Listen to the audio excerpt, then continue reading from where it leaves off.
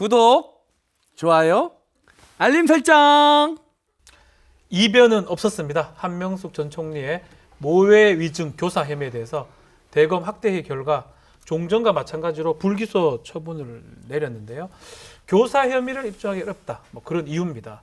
박범계 장관이 수사지휘권을 행사하면서 재검토 지시를 내린 사안이다 보니까 후폭풍이 만만치 않은 그런 상황인데 야권은 박범계 장관 사퇴 주장까지 나오고 있습니다. 모해 위증 교사 혐의 불기소 결론에 따른 파장을 짚어보도록 하겠습니다. 네, 이 사건 공소시효가 22일에 끝이 났습니다. 자, 이번 불기소 처분에 대해서 혹시 그 예측들을 하셨는지 그리고 이 결과에 대해서 어떻게 분석들을 하시는지 좀 들어보고 싶네요. 네, 어떻게 저는 이제 법조인이다 보니까 관심이 좀 많아서 그래도 이게 딱 지정을 해가지고 이 혐의를 좀 봐달라고 했기 때문에 혹시나 다른 결론 날 수 있을 수도 있다고 봤는데 혹시 두 분은 어떻게 보셨어요? 글쎄요, 저는 뭐 이제 법률적인 거를 잘 네. 모르니까 근데 이 구성되는 상황을 보고 네. 아 이럴 수도 있겠구나라고 아하. 예측을 했죠. 처음에는 이제 부장급들끼리 모여서 회의를 하라고 했는데 네. 이 조남관 차장이 확대를 했지 않습니까? 아 확대를 하면서 또 무슨 수를 부리려고 하는구나라고 이렇게 생각을 했고요. 근본적으로 보면 이런 것 같습니다. 검찰이 내린 결론을 검찰이 뒤집지는 않는다. 내부자 거래다 이건 부당 거래다. 그런 측면에서 이런 결과가 나오지 않았나 이렇게 생각됩니다. 어떻게 보셨습니까? 저는 결론 예측을 했어요. 기본적으로 이제 고검장이 참여하면서 아 이거는 다른 결론이 나올 수 있겠구나라는 생각이 들었고 다른 무엇보다 이제 전 이거 말씀드리고 싶어요. 네네. 지금 제보를 했다라고 하는 사람 사기 혐의로 21년 선고를 받고 지금도 감옥에 있는 사람이에요. 그 사기꾼의 말을 믿을 것이냐 아니면은 검사의 말을 믿을 것이냐 이해가 안 돼요. 저는 그 부분과 관련해서는 어쨌든 이 집권 세력이 이러한 결과가 나온 것을 보고 다시 한번 좀 깨달았으면 좋겠다라는 생각이 네. 듭니다. 자, 이번 대검 회의에서는 여러 가지 얘기가 나왔는데 쟁점이 가장 큰 쟁점이 뭔지 하고 14명 중에 10명은 불기소 의견. 이게 보도된 바에 따르면 2명은 기권을 했고 2명은 기소하겠다라고 했는데 불기소 배경부터 먼저 짚어볼까요? 한명숙 사건이 제가 10년 전에 법조 막내 기자 때 있었던 아하. 되게 오래된 사건이거든요. 그렇죠. 그때만 해도 이제 노트북 반영이 안 돼가지고 노트에다가 막 증언 받아줬고 막 그렇습니까? 그랬던 예. 기억이 나요. 그래서 이게 다시 좀 회자가 된다는 게 굉장히 감회가 새롭더라고요. 근데 사실 불기소는 좀 예견이 됐던 건 게 이게 네. 법무부가 지휘한 게 대검 부장들이랑 이제 논의해봐라라고 네. 했는데 조남관 차장이 대검 부장 받고 거기다 고검장 회의까지 붙여가지고 한 거잖아요. 맞습니다. 예. 당연히 이제 박범계 장관은 대검 부장 회의가 유리하다고 본 거고 조남관 차장 대행은 조남관 총장 대행은 두 개를 합치는 게 이제 유리하다고 봤겠죠. 그래서 14명이 이제 조남관 총장 직무대행, 고검장 6명, 그리고 대검 부장 7명인데 대검 부장 한 7명 중에 4-5명 정도가 친정부 인사로 분류가 되거든요. 그러면 최소한 기소 의견이 한 4명은 다 나왔어야 됐는데 네. 이게 안 나왔잖아요. 그래서 결국 이 4명도 기권을 선택했거나 불기소 의견을 냈다는 2명이 거죠. 기권을 했죠. 그렇죠, 예. 그렇죠. 근데 누군지는 정확히 알 수 없지만 네. 그래서 당초부터 좀 무리한 수사지휘 아니었냐는 말이 조금 많이 나오고요. 실제로 그날 회의에서는 좀 6,600쪽에 달하는 기록을 먼저 보고 그 다음에 이문정 검사를 포함해서 기소 불기소 의견을 듣고 이제 토론을 했는데 법무부 지휘가 이게 기소할 수 있는지 다시 살펴보라는 거잖아요. 그러면 모해 위증이라는 걸 입증할 만한 증거가 있는 게 당연히 핵심이겠죠. 네. 근데 증거가 이렇게 압도적으로 나온 거는 사실 당사자 진술 말고는 없어요. 근데 만약에 보통 범죄 혐의에서 당사자 진술 말고 없으면 정황을 보는데 이게 정황도 조금 모해 위증을 입증하기에는 어려웠다. 그래서 결론이 이렇게 나오지 않았나 그렇게 생각이 듭니다. 네. 네, 저는 이 질문은 이 법조인에게 좀 드려야 될 것 같아요. 그래서 박지훈 진행자께 좀 질문을 예. 드리고 싶은데요. 대검 학대 회의에서 나온 결론이지 않습니까? 그렇죠. 자, 이게 어느 경우에 열리는 회의인지 그리고 어느 정도 영향력이 있는지 좀 궁금하거든요. 대검 부장회의죠. 네. 대검의 부장들이 이제 결정하는데 사실은 수사팀하고 이 기소라든지 이런 게 의견이 좀 충돌됐을 때 뭐 이런 정책적인 부분을 이제 판단하는 것을 이 대검 부장회의 통해서 결정을 합니다. 그래서 아마 그런 것들을 박범계 장관이 예상하고 대검 부장회의를 하라라고 얘기를 한 걸로 보이고요.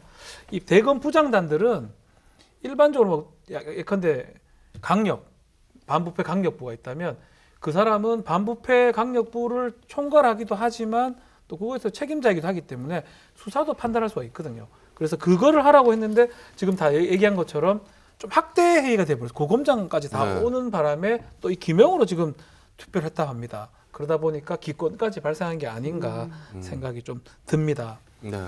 그런데 이제 불기소 처분이 나왔음에도 불구하고 계속해서 의혹이 제기되고 있었거든요. 그리고 언론 보도를 통해서 이 위증 교사가 있었던 정황 증거들이 많이 또 증언이 나오지 않았습니까? 그렇죠. 이런 부분 때문에 많은 국민들이 분노했던 것이고 궁금해했었던 것인데 이런 것들은 다 소명이 된 겁니까?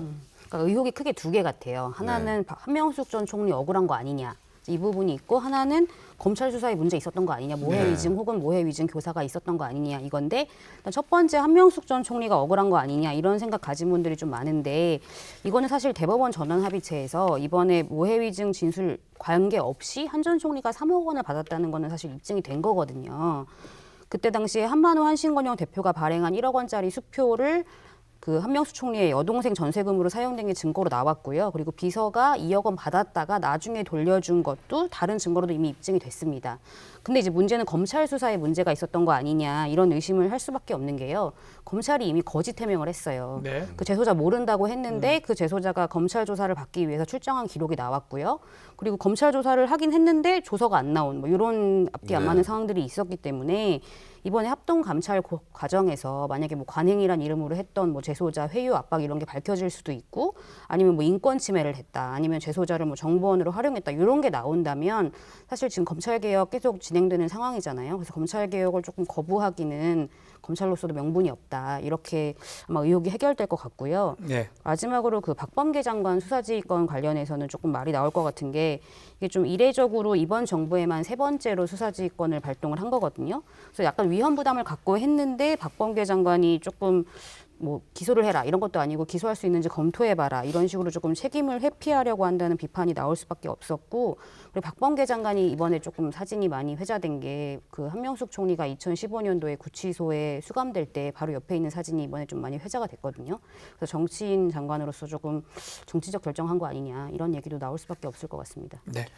저는 두 가지 문제점을 지적하고 싶습니다.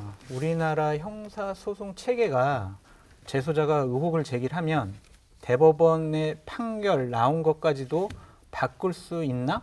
그런 인식을 줬어요. 이거는 법의 안정성 문제에서 볼 때도 네. 상당히 이거는 잘못된 선택이 아닌가라는 생각이 들고 공직과 국가 권력을 너무 한풀이 이용하는 것이 아니냐라는 생각이 들어요. 대법원의 확정 판결까지 나왔잖아요. 그런데 뭐가 문제냐고요? 의혹 제기? 분노? 누가 했습니까? 자기들끼리 한 거죠. 당시에 비망록이라고 우리가 지금 얘기하는 건 뭐 그때 참여록으로 해가지고 대법원에 그 뭐 증거로 다 나왔던 거예요. 그것이 왜 갑자기 비망록으로 해서 안 밝혀진 것이 밝혀진 것처럼 그렇게 호들갑 떠냐고요. 이것은요 결국에는 한풀이 하려고 하는 것이 아니냐. 국가 네. 권력을 한풀이 이용했다. 나쁜 선례다라고 말씀드립니다. 어떻게 보십니까? 네. 이게 뭐 사실 정치적으로 지금 이 사건을 다뤄서 여권에 도움이 안 되지 않습니까? 그렇죠. 예, 그럼에도 하게 된 거는 이 검찰 개혁이라는 측면에서 검찰의 과거 잘못된 관행으로서 이런 짐작들이 충분히 있었다라는 이제 의심의 거리가 나온 거고요.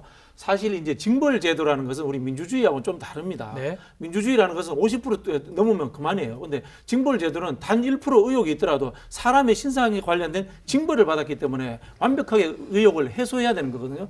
하물며 이 의혹을 제기하는 분이 감옥에 있든 아니면 정치적으로 다른 진영에 있던 분이라도 그런 의혹과 그것들이 언론까지 불거졌는데 이것을 다시 조사하지 않는다는 것은 제가 봤을 때는 의혹을 계속해서 온전시킨다는 측면에서 저는 문제가 있다 이런 생각이 듭니다. 네. 자, 지금 말씀 계속 드리고 있지만 원래는 박범계 장관이 대검 부장회의를 열으라고 했는데 조남관 대행이 고검장까지 불러서 해서 14명이 지금 참석해서 내린 결론입니다. 차이가 많이 나죠. 10대 2대 2. 뭐 기권 2 포함하는 상황인데 검찰 쪽 분위기는 혹시 좀 알아보셨습니까? 검찰에서는 좀 대부분 당연한 결과다. 이게 뭐 옳고 그르고를 떠나서 검찰이 내린 결정을 사실 검찰이 뒤집은 거는 보통 거의 선례가 없고요. 그리고 고검장 회의가 조금 어떤 건지를 봐야 될 것 같아요. 이 고검장 회의는 사실 뭐 보통 검찰에서 중대한 회의가 있을 때마다 열는 거거든요. 근데 대검 부장 회의는 뭐 예규에 있다고는 하는데 저는 사실 처음 들어봤어요 이번에. 그러니까 고검장 회의 같은 경우에는 굳이 따지면 역사와 전통을 자랑하는 김수남 총장 때도 진경준 검사장 뇌물수수 사건 때도 열렸었고요. 그다음 문무일 검찰총장 때는 강원랜드 채용 비리 맞습니다. 관련해서 예. 열렸었고 윤석열 총장 때도 추미애 장관 검언유착 수사지 받을 거냐 뭐 이런 식으로. 가장 최근에는 윤석열 총장 사퇴하고 나서도 이제 조남관 총장 대행이 열어가지고 우리 앞으로 조금 어떻게 검찰 이끌어갈까 이런 것도 고검장 회의에서 했을 정도로 굉장히 조금 그 뭐라고 그래야 될까 영향을 좀 인정받는 네. 그래서 검사들로서는 대부분 고검장 회의에서 내린 결론이면 조금 뭐 수긍해야 된다 이런 분위기가 좀 많더라고요. 네. 검사들 입장에서는 뭐 그런 결과가 날 수 있다. 또 고검장 회의에서 했기 때문에 오히려 더 믿을 수 있다. 뭐 이런 취지라는 거네요. 네. 네. 사실 이 사건 관련 의혹은 그 추미애 전 장관, 윤석열 총장 두 사람 때부터 뭐 논란이 컸었습니다. 네. 그래서 추미애 전 장관이 수사 지휘권까지 발동을 했었던 것인데 그 이후에 수사가 어떻게 진행이 되고 있었습니까? 한명숙 총리가 2017년도에 출소를 했어요. 이제 네. 그러면서 약간 사실 이 사건은 조금 관심이 없었는데 2020년도가 작년 4월에 재소자가 이제 법무부에 진정을 넣습니다. 이제 그러면서 한만호 다시 비망록 나오고 이러면서 언론에 좀 관심을 받게 됐거든요. 네. 그래서 이 사건이 대검으로 오는데 윤석열 총장이 서울중앙지검 인권감독관실에 배당을 했어요. 니네가 조금 봐라. 네.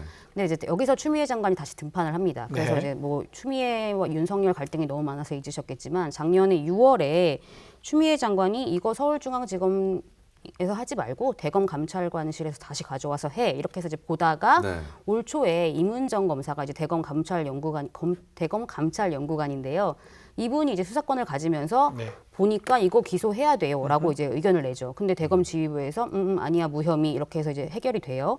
그래서 이게 결과적으로 재소자 증언이 2개인데 하나가 지난 6일에 공소시효가 이미 끝나서 그렇죠. 이제 끝났고 네. 나머지 하나가 22일이었던 거예요. 네. 그래서 박범계 장관이 이제 등판을 하면서 조금 뒤집으려고 했는데 결과적으로 이제 대검 결론이 또 불기소로 나오면서 기소는 하지 못하게 된 겁니다. 자, 박범계 장관이 수사 지휘권까지 발동해서 결국은 행사를 했지만 결국 무혐의가 난 상황입니다. 또 이 질문을 하지 않을 수 없어요. 우리 장수영이 얘기했던 얘기인데 한명숙 총리가 징역을 지금 다 살고 나왔는데 뭐하러 지금 구하려고 하느냐. 왜 모해위증 교사이기를 여권에서 하는지 또 그리고 이게 한명숙 구학인지 아니면 다른 의도가 있는 건지 그 한명숙 총리의 재판과 네. 모해 이전 교사는 별개의 문제로 이렇게 좀 볼 필요가 있을 것 다른 같아요. 것이다. 네. 이제 첫 번째 이제 한명숙 총리에 대한 부분은 이런 기본적인 인식이 존재합니다. 여야 정치인을 망라해서 한명숙 총리와 정치권 생활을 같이 한 분들한테 물어보면 네네. 아무도 한명숙 총리가 그럴 분이 아니라는 이야기를 해요. 아. 그분의 인격과 살아온 그 이 인생 역정에 대해서 네. 인정을 하는 측면이 있습니다. 그러면서 거기서부터 이제 의구심이 시작되는 측면이 있고요. 두 번째 이 모해 위증 조사라고 하는 것은 검찰의 과거에 있었던 검찰 수사의 관행적 문제입니다. 네. 사실은 이런 수사들을 특수부들이 많이 했지 않습니까? 그렇죠. 네. 특수부가 과거에 하면서 우리가 흔히 하는 말로 수많은 조작도 있을 수 있고 네. 없는 죄를 만들어낼 수도 있고 그 다음에 흔히 하는 이 수사 거래도 있을 수 있고 네. 형량 거래도 있을 수 있고 이런 일들이 우리가 많이 봐왔지 않습니까? 과거 군사정권 시절에 검찰과 사법에 의한 사법 살인도 있었단 말입니다. 그런 것들을 우리가 보면서 그런 이 검찰 문화에 대한 개혁적 차원으로서 한번 접근하는 것이 어떠냐라는 측면에서 저는 마지막에 공소시효를 며칠 남겨주지 않은 상황에서 제기되지 않았나 이렇게 생각이 됩니다. 자, 그럼 또 한편으로는 임은정 검사가 있었고 또 감찰 3과장이 있었어요. 이 두 사람의 이 결론, 그러니까 임은정 검사는 믿을 수 있는데 감찰 3과장 거는 좀 믿기 어렵다. 뭐 이렇게 여권에서 내린 겁니까? 글쎄요, 뭐 그렇다고 보기는 어렵고요. 네. 이 상황들에 대해서 저는 이제 법조인이 아니라서 잘 네. 모르겠는데 이걸 그렇게 하지 않고 임은정 검사에게 기소하라라는 이 지휘권이나 이런 것은 저는 발동할 수 없는지 아니면 그런 지휘를 왜 안 줬는지 여기에 대해서는 아마 이 그전에 인사라든가 지휘가 윤석열 총장에 의해서 만들어졌기 때문에 제가 잘은 모르겠는데 결국은 똑같은 이야기로 반복될 수밖에 없는 거예요. 아쉽다는 검찰이 저지른 일에 대해서 검찰이 다시 재심을 하는 구조는 불가능하다. 네. 그렇기 때문에 검찰을 쪼갤 수밖에 없는 그런 논리로 저는 확장된다 이런 생각이 듭니다. 네. 네. 저는 기본적으로 3가지 이유 때문이다라고 네. 말씀드려요. 한명숙 전 총리 같은 경우에는 친노, 운동권의 대모잖아요. 이분의 상징성이 있습니다. 네. 이런 상징성 있는 분이 뇌물 사건, 뇌물을 먹어서 2년 실형을 살았어? 이러한 굴레를 좀 벗겨주고 싶었다라고 말씀드리고 또 하나는 문재인 대통령의 한풀이를 좀 풀어주려고 한 것이 아니냐, 한을 풀어주려고 한 것이 아니냐라는 생각이 드는데 문재인 대통령께서는 2015년도 한명숙 총리가 네. 구속을 당했을 때 대법원 확정 판결 나고 구속당했을 때 뭐라고 말씀하셨냐면 역사와 양심의 법정에서는 무죄입니다라고 말씀하셨거든요. 지속적으로 무죄를 말씀하셔요. 한명숙 전 총리도 똑같은 얘기를 했어요. 거의 인신은 구속돼도 내 양심과 진실마저 투옥될 수는 없다. 네. 이런 식으로 본인과 그쪽 진영에 있는 분들은 무죄를 계속 강조했어요. 이거에 대한 한풀이를 해주려고 하는 것이 아니냐라는 생각이 들고 우리 박진영 부대변인께서는 검찰개혁의 명분으로 좀 삼으려고 한다라고 말씀하셨는데 저는 일부분 동의하는데 용어만 바꿀게요. 검찰 장악의 명분으로 삼으려고 장악의 하는 거예요. 명분이다. 그러니까 이러한 것은 상당히 정치적으로 의도가 있는 그러한 결정이었고 그러한 일이었다라고 말씀드립니다. 말 그대로 징역을 뭐 다 했던 상황에서 한명숙 구하기 할 이유는 이런 어떤 한풀이라든지 아니면 검찰 장악 이런 것 때문에 하는 것이다라고 말씀까지 주셨습니다. 네. 네. 그럼 뭐 이렇게 이걸로 이 사건은 일단락이 되는 겁니까? 종지부를 찍은 건가요? 그렇죠. 뭐 장악될 검찰도 아니고요. 솔직히 보니까. 감찰 합동조사 이런 게 진행된다면 또 어떤 문제가 좀 제기될 수가 있습니까? 감찰 합동조사에서 다른 결과가 나오면은 네. 이거는 이제 뭐 법률적인 문제가 아니고 내부 징계라든가 네. 사과 뭐 그런 식으로 흘러가겠죠. 다만 이제 그런 것들이 이제 새로운 증거가 나왔다고 해서 한명숙 총리가 재심을 청구할 건지 그 부분에 대해서는 이제 지켜봐야 될 상황인데 네. 제가 봤을 때는 한 총리 쪽에서 그런 것은 검토하지 않는 걸로 알고 있습니다. 네. 그렇죠. 자, 근데 장소영님, 이 예. 부분은 계속 감찰을 할 것 같고 이 쉽게 자신들의 의지를 접지 않을 것 같아요. 한동수 감찰부장 같은 경우에는 내 할 일 하겠다라고 더 한 번 강하게 얘기를 했고 우리 숨은 히어로죠. 임은정 검사 같은 경우에는 내일은 내일의 태양이 뜬다. 계속 가보자. 이렇게 얘기했어요. 본인이 무슨 바람과 함께 사라지다의 스칼렛 오하라입니까? 내일은 내일의 태양이 뜬다고요? 당연하죠. 태양은 뜨는데 검찰을 장악하겠다라는 그러한 태양이 뜨겠다라는 것으로 저는 읽혀집니다. 임은정 검사가 얘기가요. 이문정 검사가 검사를 장악해요? 네. 임은정이 뭐라고요? 이분이 어쨌든 이 정권의 이쁨을 많이 받고 있잖아요. 그렇습니까? 누구보다도 굉장히 평가를 높게 하시는 것 같은데요. 아유, 이분 되게 유명한 분이에요. 자, 그러면 임은정 발언에 임은정 검사가 SNS에 한 발언 어떤 의미로 봐야 됩니까? 말씀하신 것처럼 계속 이제 감찰 서류를 가지고 정확하게 보겠다는 거죠. 네. 저는 한번 이런 생각해봐요. 이게 법적으로 가능한지 모르겠는데 그 6,000페이지 되는 자료 다 한번 국민들한테 한번 오픈해봤으면 좋겠어요. 저도 제가 뭐 대학 나왔기 때문에 이제 열심히 보면 알 것 같아요. 옛날처럼 우리 육법전서하고 딸딸 죄송합니다. 법조인 네, 아니, 계시는데 아닙니다. 죄송합니다만은 육법전서 외워서 이제 법조인이 된 분들 못지않게 전 국민이 이제 법률적 상식도 많이 알기 때문에 한번 전 국민한테 한번 보여주고 서로 이제 국민적으로 한번 판단해봤으면 좋겠어요. 저는 그래서 이제 조심스럽게 뭐 좀 말씀드릴 수 있는 게 형사 사건은 이제 끝났다고 봐야 될 것 같아요. 그렇지만 이 감찰 합동 합동 조사 요 얘기를 통해서 공론화는 또 가능성이 있지 않을까. 공론화해서 얻을 이익이 뭐냐고요. 어쨌든 감찰에도 징계 시효가 3년 지났기 때문에 할 수가 없잖아요. 경고는 할 수 있지만. 그때 한명숙 전 총리 때는 안 됐지만 최근에 조사하는 과정에서 예컨대 중앙지검 인권과로 가고 뭐 이런 부분을 아마 문제를 삼는다면 징계 시효 안에 있을 수 있습니다. 그걸 방해했던 사람들이 있을 수 있거든요. 뭐 그런 부분을 또 볼 수 있을 그 문제가 될 때까지 계속해서 파겠다는 거 아니에요. 그게 내일의 태양은 진실의 태양이 떠야죠. 네, 열심히 해보세요. 알겠습니다. 예. 파이팅. 사법적 판단을 떠나서 또 이제 명예가 달린 문제일 수도 있고 한 사람의 살아온 인생을 그런 식으로 마무리 짓는 것과 또 다르게 또 재정립하는 것은 사법적인 또 판단 문제와는 다른 또 이야기가 있는 것 같습니다. MC 장원 형의 그런 얘기도 일리가 있지만 검찰의 명예는 어떻게 하냐고요. 자, 검찰은 계속적으로 너희들은 불법적인 수사를 했던 사람이야. 모해 위증을 교사했던 사람이야. 라는 낙인을 계속 찍잖아요. 그러니까 오히려 낙인되면 전 개인적으로 그런 일이 이제 예전에 좀 있었고 그 건은 그 건인지 아닌지 알 수 없지만 오히려 확인하려면 저라면 법원에 올려서 무죄를 받거나 그러면 좋을 건데 왜 자꾸 자기들 조사해서 그 부분 좀 이해는 잘 안 됩니다. LH 지금 투기 의혹 사건이 지금 벌어졌는데 LH 지들이 조사해가지고 우리 걔 안 든대요. 누가 믿습니까? 그거랑 조금 같은 맥락이 아닌가 싶어서 조금 아쉽지 않나 생각이 들어요. 재판을 받는다라는 것, 그거 자체가. 법정에 출두하는 것만으로도 너는 뭔가 잘못을 했어, 너는 죄가 있는 사람이야라고 낙인 찍힐 수밖에 없어요. 그 부분 때문에 그랬을 것이다. 근데 저도 합동 감찰을 네. 세게 할 것 같은 게, 그러니까 이게 저는 한명숙 구하기는 전혀 아니라고 생각을 하거든요. 네. 합동 감찰을 해서 이게 뭐 징계를 실제로 하겠다가 아니라 무슨 뭐가 나올 거잖아요. 꼬투리. 검찰이 이렇게 했다, 이렇게 수사를 했다. 그러면 일반 국민들의 입장에서 그게 검찰은 관행이라고 하지만 검찰이 저렇게까지 강압적으로 네. 수사해? 분명히 이런 효과가 있고 그렇게 되면 민주당에서 이봐라 결국 검찰 개혁해야 된다 이렇게 갈 수밖에 없는 게요. 한명숙 구하기는 현실적으로 지금 불가능한 게 모해 위증이 돼서 유죄가 인정되면 그다음에 모해 인증 교사도 인정이 맞습니다. 돼야만 예. 이게 재심 사유가 되거든요. 검찰이 수사할 때 문제가 있었다. 그래서 한명숙을 사실 지금으로서는 뭐 어떻게 구할 수가 없고요. 검찰 개혁의 명분이 될 수 있다. 그런 의미에서 합동 감찰을 굉장히 세게 할 것이다. 이렇게 봅니다. 네, 아마 그럴 것 같습니다. 이 건 관련해서 시사 프로그램이 많이 제작이 돼 있어요. 그걸 한번 보시면 뭐 좀 더 잘할 수 있을. 그럼 틀렸을 수도 있지만 취재들을 이제 많이 했던 게 있기 때문에 확인이 가능할 걸로 보입니다. 어쨌든 간에 대검이 내린 결정. 이 뭐 법무부 장관이 수사지권을 또 행사했는데 대검은 또 반대로 또 한 것 같습니다. 결국 또 법무부하고 검찰하고 긴장 관계로 가는 거 아니냐. 또 한편으로는 검찰 개혁 뭔가 힘을 잃는 게 아니냐.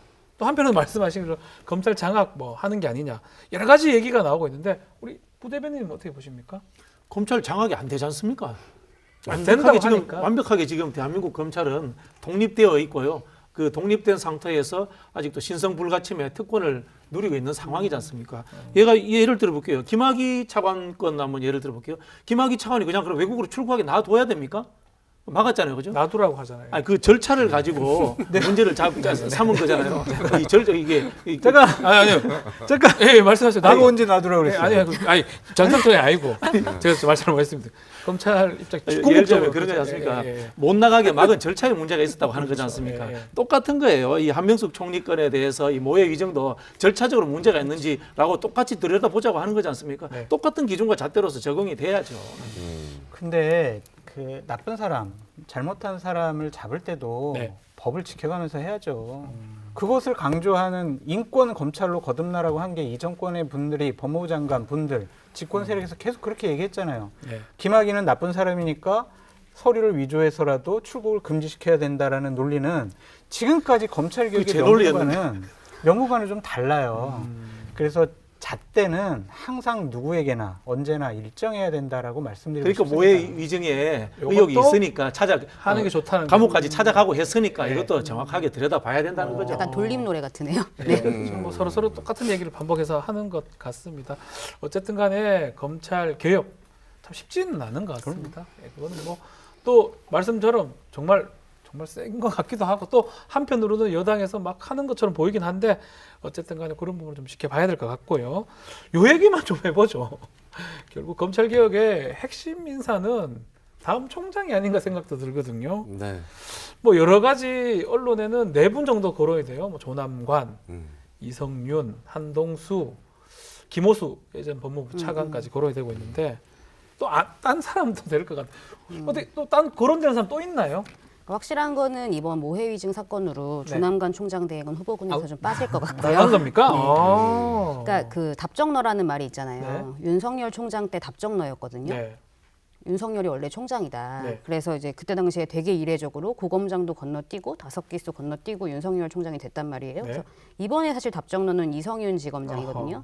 문재인 대통령이랑 같은 경희대 법대를 나왔고 네. 그리고 청와대랑 여권에서 보기엔 사실 검찰개혁 시즌2를 이끌 가장 적임자라고 볼 수가 있어요. 네. 그렇기 때문에 이성윤 지검장이 제일 유력한 것 같은데 또 이번 사건에서 목소리를 좀 강하게 낸 한동수 대검 감찰본부장 이분이 판사 출신이잖아요. 네. 지금 여권에서 검찰은 안 돼. 이런 인식이 굉장히 퍼져 있거든요. 비검찰 출신 안 쳐야 된다. 그렇기 때문에 한동수 본부장도 굉장히 유력하고 뭐 그거 말고 뭐 구본선 광주고검장이나 구본선. 김호수 전 법무부 차관도 있긴 한데 사실 앞에서 말씀드린 이성윤, 한동수가 가장 유력하다고 보입니다. 어떻게 박진영 부대변인 박지훈 변호사 같은 분들은 불가능한가요? 저도 예를 들면 법조경력 경력 15년 문제에서. 이상이시면 충분히 가능합니다. 예. 18년 했고요. 뽑아주면 열심히 뽑지 마세요. 안 한다고 생각 없습니다. 응원합니다. 네, 가능합니다. 저희가 네. 추천을 일단 할까 봐요. 저도 이제 뭐 비검사 출신이 됐으면 좋겠다는 생각과 더불어 가지고 남은 1년에 검찰 개혁이 얼마나 대단하게 잘 될지는 모르겠지만 네. 대통령께서 좀 편한 분이 됐으면 좋겠어요. 아, 왜? 검찰은 어차피 장악 안 됩니다. 그런 걱정 안 하셔도 됩니다. 네. 장악이 안 되니까 대통령 가장 편하게 생각하는 사람이 됐으면 좋겠다. 네. 저는 기본적으로 믿을 사람을 시킬 것 같아요. 믿을 사람? 그래서 친정권 검사라고 낙인 찍혀 있는 분이 다음번 검찰총장이 임은정 되지 않을까. 너무 싫어하는데 라고 임은정 될 수도 있습니까? 너무 파격적이지 않아요? 될 수 네, 있어요. 너무 파격적이죠. 차라리 박지원 변호사님이 하십시오.